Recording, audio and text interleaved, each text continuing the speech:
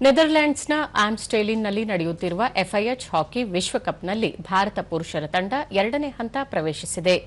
ನಿನ್ನೆ ನಡೆದ ಡಿ ಗುಂಪಿನ ತನ್ನ 3ನೇ ಹಾಗೂ ಅಂತಿಮ ಪಂದ್ಯದಲ್ಲಿ ಹರ್ಮನ್‌ಪ್ರೀತ್ ಸಿಂಗ್ ಸಾರಥ್ಯದ ಭಾರತ ತಂಡ 5-3 ಗೋಲುಗಳ ಅಂತರದಿಂದ ಸಾಂಪ್ರದಾಯಿಕ ಎದುರಾಳಿ ಪಾಕಿಸ್ತಾನ ತಂಡವನ್ನು ಮಣಿಸಿತು. ಇದರೊಂದಿಗೆ ಕಳೆದೊಂದು ದಶಕದಲ್ಲಿ ಪಾಕಿಸ್ತಾನ ಎದುರು ಅಜೇಯ ದಾಖಲೆಯನ್ನು ಕಾಯ್ದುಕೊಂಡಿದೆ. ಭಾರತ ತಂಡದ ಪರ ಹರ್ಮನ್‌ಪ್ರೀತ್ ಸಿಂಗ್ ಮತ್ತು ಅಭಿಷೇಕ್ ತಲಾ 2 ಗೋಲು ಗಳಿಸಿ ತಂಡದ ಗೆಲುವಿನಲ್ಲಿ ನಿರ್ಣಾಯಕ ಪಾತ್ರ ವಹಿಸಿದರು. ಈ ಗೆಲುವಿನಿಂದ ಒಟ್ಟು 6 ಅಂಕಗಳನ್ನು ಕಲೆ ಹಾಕಿದ ಭಾರತ ಗುಂಪಿನಲ್ಲಿ ಇಂಗ್ಲೆಂಡ್ ನಂತರ 2ನೇ ಸ್ಥಾನ ಪಡೆದು ಮುಂದಿನ ಹಂತಕ್ಕೆ ತೇರ್ಗಡೆಯಾಗಿದೆ.